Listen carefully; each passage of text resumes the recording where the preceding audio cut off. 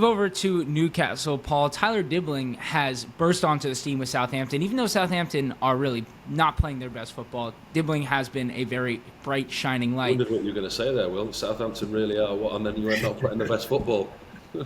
Trying to be diplomatic about it. Could you see Newcastle going for him in the summer to fix that right wing issue that they've been having? Basically, for the past 18 months or so, they've really been trying to bring somebody in, and he could potentially be a little cheaper should Southampton go down. I think a contract situation makes him a lot more viable option for other clubs, but you forget how young he is. I mean, he's still only 18. Left Chelsea's academy to join Southampton's academy. 15 Premier League appearances, 25 for senior appearances. Nothing. So he's a proven quality player at the time that he's played. But it's going to be a risk for somebody to take. But he's a quality young player. Played at England under 16s to under 21 level, and I think he'll become more of an attractive prospect because when and if Southampton get relegated and he doesn't sign a new contract, the opportunity to sign a player of his quality and at his age at the price that you'll have to pay, I think you get a cut price deal on him because of the way that the club is. And if he doesn't sign that contract, Southampton will be going all out to make him sign it or to try and get him to sign that contract, believe me, because the value of the player will be half of what it is if he's not contracted. So it's an important thing for Southampton to tie him down to a new deal.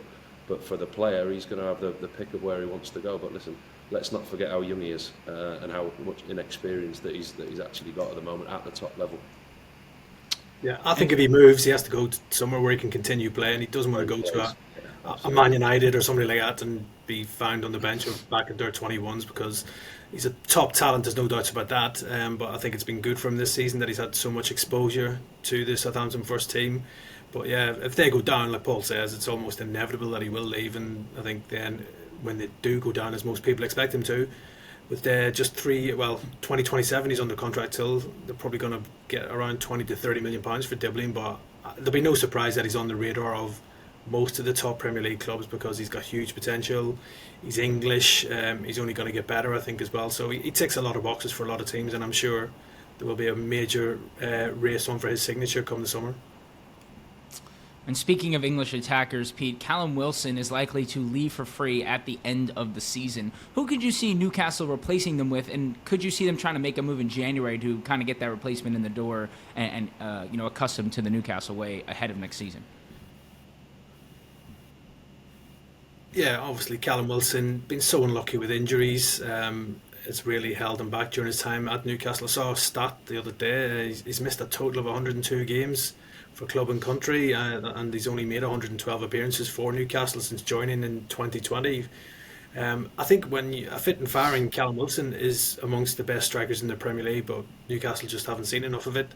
He will be a tough man to replace because when he is fit, he does normally guarantee you goals. And as I said, he's got huge Premier League experience, was a good foil with Alexander Isak. I don't think Newcastle probably are in a position to go in and bring in a striker in the January window to replace Callum Wilson. Eddie Howe has been quite open, saying that he thinks he's got Isak and Will Osula, who they signed from Sheffield United, as well as Anthony Gordon to play in that number 9 role, and he thinks that's enough to keep them going until the end of the season. They'll definitely be looking in the summer. Again, a lot will depend around PSR and FFP and what Newcastle can spend. Eddie Howe cut a bit of a frustrated figure during the week when he was talking about that, saying it's holding them back.